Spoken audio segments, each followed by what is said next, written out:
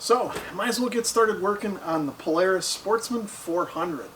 Now, if you missed my first video, I kind of did a walk around and introduced this project, talked a little bit about what was wrong with this machine and kind of what my plans were for it. Well, today we're going to actually start doing that work. Now, the two things that I want to tackle first are the carburetor and that loose exhaust pipe. So to get started, I think I'm going to get the plow off of here, get that out of my way, and we'll start ripping some plastic off of here and see if we can get at this stuff.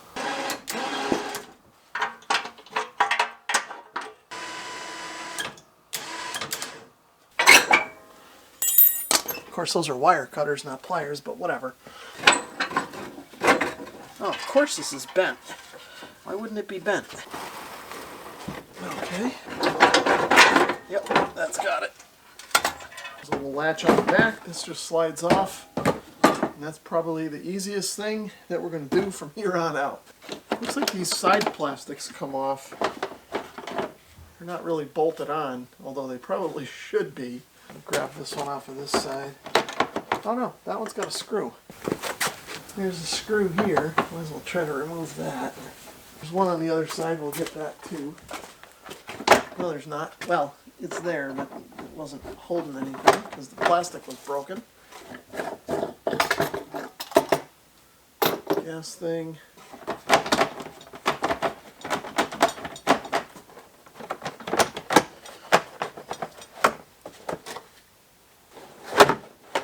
Oh, the key was in the way. I think now that I can see in there, there's just kind of a little, I'll call an aggressive clip. Yeah, so that one's free, but the clip is so messed up on the other side I can't get it. It's harder than it needed to be. So we're off to a good start. There's already one kind of wing nut missing. We'll pull this other one off and see if there's any creatures living in here. Let's see. Oh, maybe there are. Oh, there is another wing nut over here. Look at that. 2 out of 4 isn't bad. We got a gasket here. Pull this cover off. Maybe. Doesn't look too awful bad, but not exactly good either. So it doesn't look too terribly bad in here. A little bit of carbon, but when I look at the carburetor, it looks like it's probably new, or at least newer. I don't think that's the original carburetor that came on this machine. The fittings just look a little bit too shiny. Now, I've noticed a couple of suspicious things here.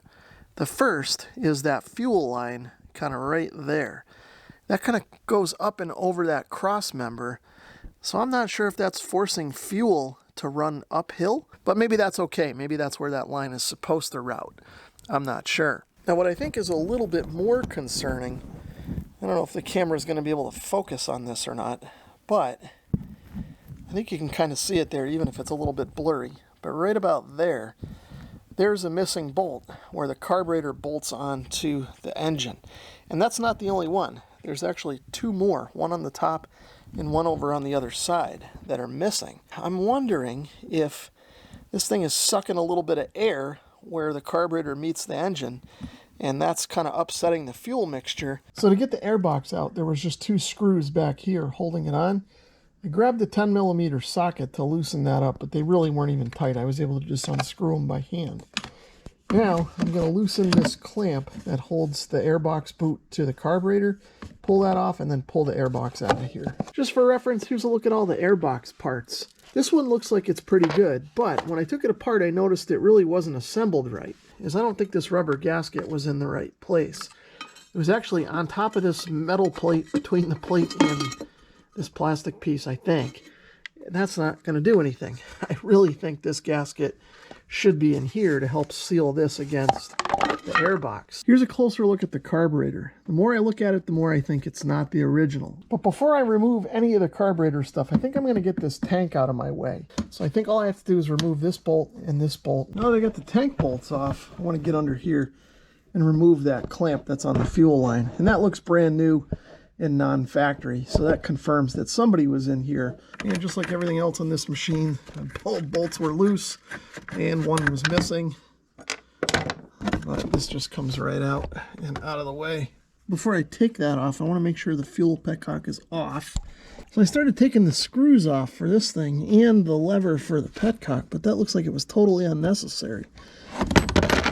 So you guys didn't tell me that the way this actually works is it's spring-loaded and it just pulls out and disconnects from the tank that way.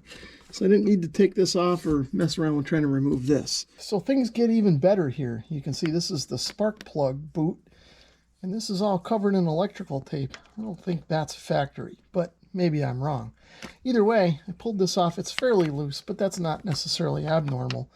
But what is abnormal is that this is finger tight. Now I get it, you certainly don't want to over tighten a spark plug, but it really should be tighter than finger tight. But while we're here, let's take a look at it and see how it looks. It actually doesn't look too bad. I don't think it's very old, but it does show that the engine is running pretty good. We'll put this back on for now and deal with the carburetor. I think all I have to do now is just loosen this clamp, and then I should be able to pull it out the rest of the way. Now, I'm not going to disconnect any of the throttle cables or choke cables or anything like that right now. I'm just going to try and pull it off of here and just pull it out of the way. I've got some gas left in the bowl, so I'll just tip this over and dump it out. So with the carb out of the way, here's a better look at the intake manifold. Everything looks okay except for the missing screws. Now I checked through my box of screws to see if I could match up this original bolt from the intake manifold, but I didn't have anything that matched. This happens to be a metric 6 coarse thread flange bolt. I was able to drive down to my local Aubuchon hardware and buy 4 more. So while the carburetor's out of the way, I'm going to get all these bolts installed. So I'm having a little trouble getting that top bolt started. So what I think I'm going to do is loosen all of these other ones so that I can wiggle this around and get that one started. The gasket material was just in the way a little bit, so once I loosened it up I was able to lift that. There still isn't room to get a socket on here, so I've just got a little 8mm wrench.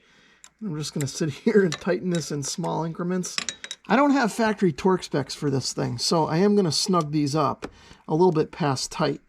I want to make sure they're tight enough so they don't fall out, but not under tightened like everything else on the rest of this machine. And of course, the top one, since I can't get at it with my socket, I'll just use my wrench to tighten it up.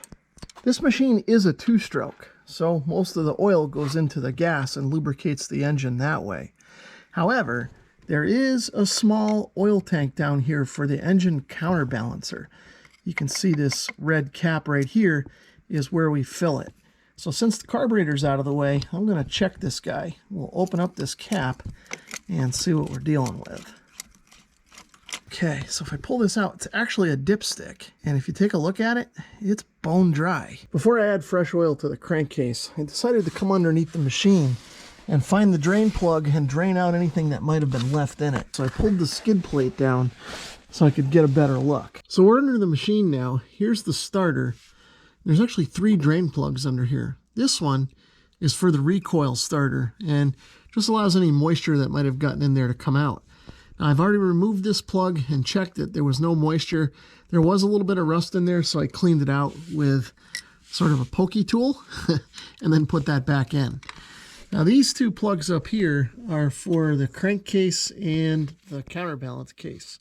And you can't really see them. They're behind this wire, but there's 2 screws there. Right, let's see what comes out of here. And oh, there's a little bit of oil coming out of there. Actually, that looks more like water and gas than oil. Okay, so now we'll get the counterbalance drain. And this is the one that should theoretically have oil in it. Actually, there is some coming out. Oh, there's a lot of gas in there. Now that all the old junk is out, I'm ready to fill it up with some fresh 10W30. I've got a funnel with a hose on it to make this a little bit easier. And I'm going to put about 4.5 ounces into the system. Okay, now that that's full, I can put the dipstick back in, double check, make sure we got something on there. Just tighten up this dipstick and move on to the next thing. Next thing I want to do is check the transmission fluid. So here's what the dipstick looks like. Now, I cheated and already pulled this thing out off camera and had a look at it, and it actually looked pretty good. There was a little bit of junk on the end there where the magnet is, but I wiped that off and we should be good to go. But while I'm in here changing fluids, I think I might as well change this transmission fluid while I'm at it. So the drain plug for the transmission is down here underneath the machine. kind of behind the chain. I'm going to use a 3/4 inch wrench to loosen and remove the plug. I can't get any leverage on it here. Oh, there we go. I had to use my foot to loosen this plug. I hope that's not a sign of bad things here. Maybe this has never been changed. If we look at the end of the plug here, there's a little bit of residue on there, which is normal, but it doesn't look too bad. I actually thought it would be worse given the age of this machine. So to figure out how much fluid I need to put back in, I took the stuff that came out, put it into an empty oil jug, and used the gauge on the side to kind of estimate. And you can see here from this level, it's a little over 1/2 quart. So we'll put about the same amount back into the machine. So for the new fluid, I decided to go with the Polaris branded AGL gear case lubricant. I figured this was probably the best option. I'm not sure if you could use transmission fluid or some other kind of gear oil in there, but I decided that using the Polaris stuff was probably the best choice. And now for the task that I've been sort of procrastinating on, and that is to remove the exhaust pipe from the machine. Now the pipe itself isn't the problem, it's that header pipe that's bolted to the cylinder head. I want to be careful that I don't end up stripping or breaking the studs that are currently in there. Now the 2 studs that hold the exhaust manifold onto the cylinder head do appear to be intact, but what I don't know is whether or not they're stripped, and that could be why they're loosening up. Either way, let's try to get these things out without breaking the studs or damaging them if they're not already damaged. So no real surprise here, given the fact that almost every other fastener on this machine was finger tight. The nuts holding on the exhaust header were also only finger tight, and this just comes right off. So now what I want to do is disengage these 2 springs so that I can disconnect that elbow from the rest of the muffler. This lower one would be a little easier to remove if I got the plastic out of the way, but I'm lazy. Okay, so now we'll just fish this guy out of here and have a look at everything. So let's get in here with a flathead and see if we can pull this gasket off of here the rest of the way. This looks like it's intact, but kind of shot. So if we take a look at the studs, kind of as expected, they are stripped out a bit where the manifold was kind of in there and rattling around against them and hitting sort of on the threads and mushing them over. Now, the right way to deal with this would be to change these studs. So what I think I'm going to do instead is just put everything back together with some new parts, and then we'll use some washers or spacers on the ends of the nuts to get the nuts to engage in threads that are a little bit further out on the stud, and hope everything tightens up the way it needs to and stays there. Now, the other thing that's puzzling here is the fact that the elbow pipe is actually welded onto sort of the manifold flange. I'm not really sure why that would be. Maybe this thing rotted out, or maybe they felt that this was a way to hold everything together without needing the springs. So since the rest of the exhaust is really only held on with this 1 bolt above the muffler, so I was able to loosen the bolt just enough to slide this out. The way this works is there's sort of a round-headed carriage bolt arrangement that fits into a slot on this bracket, and this just kind of slides out.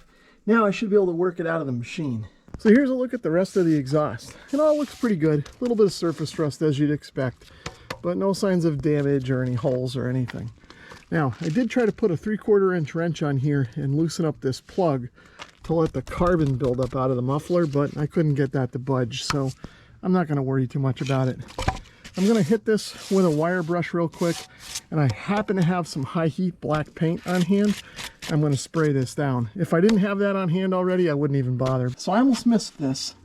There's a spring right in front of the muffler. I'll need to pull this off before I can pull the rest of the exhaust out.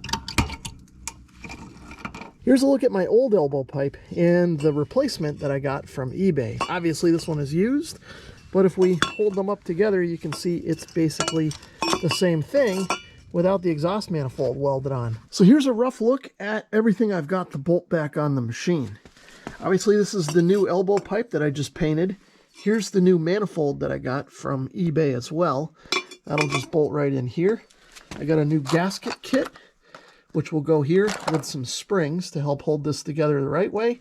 And then I got a bunch of hardware down at the hardware store, brass nuts and washers, and I even got some spacers in case I needed them. So just to avoid any swearing in the video and having the camera in my way, I'm going to bolt all this stuff on the machine and show you what it looks like when I'm done.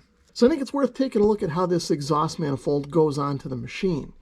Now you may be able to tell, I'm not sure if it's visible in the camera, but this piece does have sort of a slight angle to it, so you have to put it on the right way so that it's kind of angled towards the right side of the machine. Now you can see I've got the new nuts on here with a brass washer and a lock washer, and everything seems okay. I didn't run into any problems getting these nice and tight on the studs.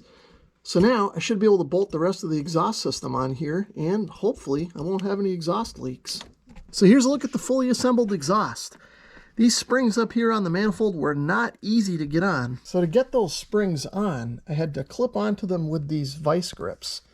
And then I was able to kind of use the leverage of the cylinder head and a pipe on the end of the vice grips to give myself enough power to lift the ends of those springs on. Now, one thing I didn't notice earlier was that the original springs that I was reusing here on this coupling were a little bit mangled up, so I should get some new ones. In fact, it looks like this one's ready to fall off. Everything's hooked up there. The exhaust is on and ready to go. Now, before I start doing the rest of the assembly with the carburetor, the airbox, and the gas tank, since I have the spark plug out, let's check and see if we're getting spark. So I've just got the spark plug connected and resting against the cylinder head. I'm going to turn the key on and give the pull start a pull, and we'll see if we're getting anything on the end of the plug. All right, as you should be able to see, we are getting some spark there. So I'm going to assume the ignition system's working okay and put this back in. Now, if I had a compression tester, this would be a good time to check the compression as well, but I don't, so I'm just going to go under the assumption that that's okay since the machine was running just fine before I took it apart. So I've got enough of the machine reassembled to see if it'll start and run and continue running. So let's wheel it out here and see what happens. Okay, gas on. Choke on. Key was already on, I guess. Okay,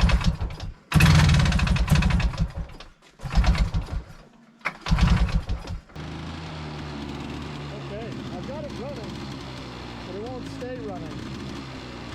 Let's see. No, it won't idle yet.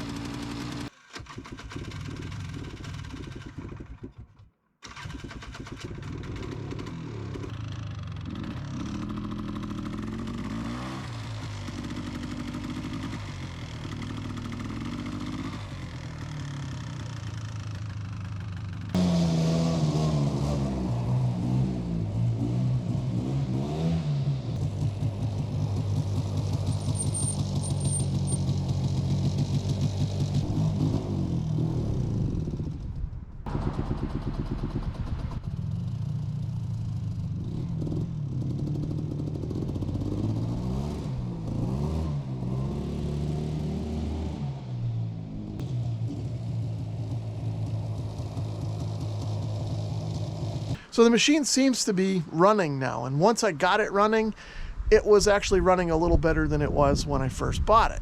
Now, when you guys saw the clip of me going up the driveway, it did start to cut out, but I think that might have been because it's low on gas. I'm not sure. Either way, the carburetor does need some attention.